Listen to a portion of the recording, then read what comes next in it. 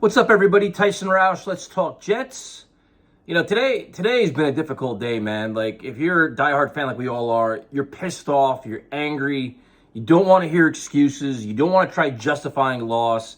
I don't want to hear about the light at the end of the tunnel. I don't want to hear about any of these things, to be honest with you. Is when you lose 5 games in a row, 1-6 after the bye, it's just ugly. You want accountability. And first and foremost, you want answers. And there is one answer or one question that Coach Saleh can't answer. And it's a very simple one.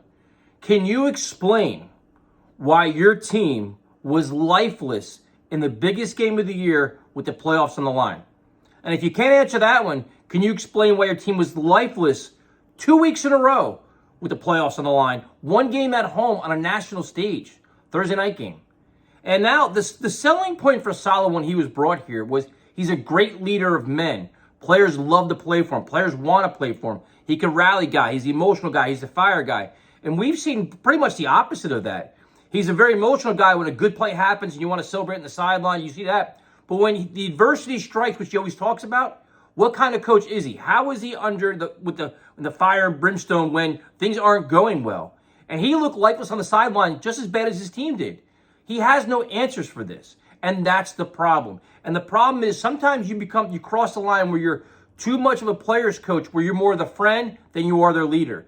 The Thursday night game at home was completely unacceptable, man. It was. There's nothing, when the players are running around in Christmas costumes, all this stuff, and they go out and lay an egg and they get embarrassed at home from a decent Jacksonville Jaguars team where you're thoroughly outcoached, it's not good. Then you have 10 days to prepare for the biggest game of your coaching career in terms of a head coach, the biggest game for your young rebuilding team, hands down.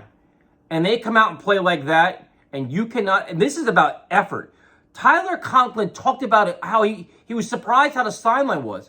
You know, it's funny, some of the subscribers are like, oh, Tyson always wants to see Saleh yelling at players. You know what it is? When you're in a game like that, you walk over to the sideline, talk to your defensive line on the bench. This is not acceptable. Or you get in the coaches and the offensive side of the ball. Go to the offensive line. Like, you could be a CEO and sit over and just say, no, okay, LaFleur has this, Ulbrich has that. I'm just going to oversee things.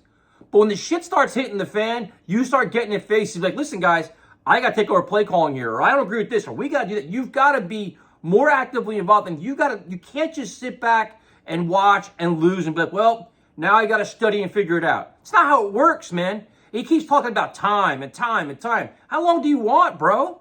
Seriously. This is nothing carries over to the next year. It doesn't.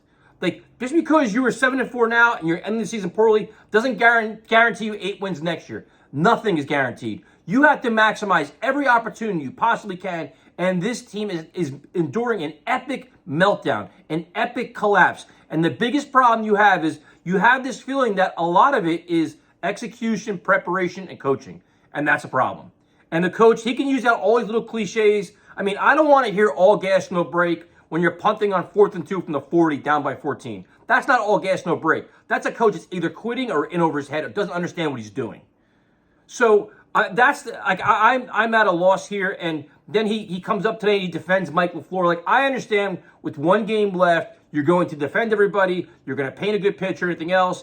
Then he said that, you know what, once the season's over, we're going to appreciate these 7 wins a lot more. I got news for you, man. As a longtime fan, when this season is over, I'm going to talk about the 5-game losing streak, potentially 6. That's what I'm going to talk about. I'm going to talk about, this is no feel-good moment. You want to feel good about Sauce Gardner being Rookie of the Year, Defensive Rookie of the Year, great. Want to talk about Garrett Wilson getting 1,000 yards. If you want to say, you know what, losing AVT and Breece Hall was a big blow back, but at the end of the year, you are what your record says you are, right? Last year, he got a pass from being a rookie coach, and some of the things that are happening this year happened last year as well. When they played flat, you couldn't understand it. And the other thing, too, is that Saleh likes to talk about, well, defensively, this stat sticks out and that stat sticks out. The most important stat that sticks out is wins and losses. So I'm still frustrated, and, you know, you listen to sports radio today and you hear it all you want. People want Douglas fired. They want Saleh fired. They want Ulbrich fired. LaFleur fired. And when you're talking about the offense, the thing that really annoyed me today, Saleh used Daniel Jones as an example of a quarterback that could turn things around. You know what helped Daniel Jones? It was Brian Dable, an offensive-minded head coach that held his quarterback ridiculously accountable and had very high standards. You know what the Jets have on their staff?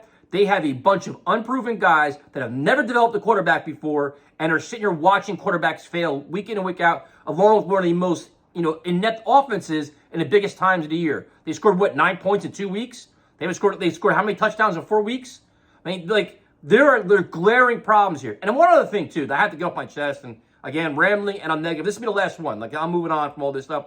The other problem you have, too, is when you look at this team as they came into this year, one of the biggest mistakes they made was bringing Joe Flacco back as a backup quarterback. Now, I understand Joe Douglas loves the guy, and he's Super Bowl MVP and all this shit. When you have a backup quarterback that A, doesn't want to play, and B, isn't very good, and C, is not really an excellent mentor for Zach Wilson, why is he here and what does he do?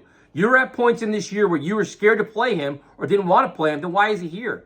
They made a really bad decision in terms of how they've handled the quarterback room the last 2 years. They handed the job to Zach Wilson last year with absolutely no competition and no backup. This year, they had high hopes for Zach. He gets hurt in the preseason, and it was Flacco and Mike White. And they caught lightning in a bottle with Mike White. They had no idea what he had because he didn't play well in the preseason. They took a shot with Flacco and it really blew up in their face because Flacco isn't very good. He wasn't very good. Meanwhile, you have guys like Minshew and everybody else out there. If they were trying to and obviously it's not the best case. You can't be cheap when it comes to the quarterback room. You can't be. And the Jets were. And that also bit them in the ass. So we'll see. We're live tonight. For those of you that are going to Miami, I'll be down there. So if you hear about any tailgates, let me know. I'll talk to you later.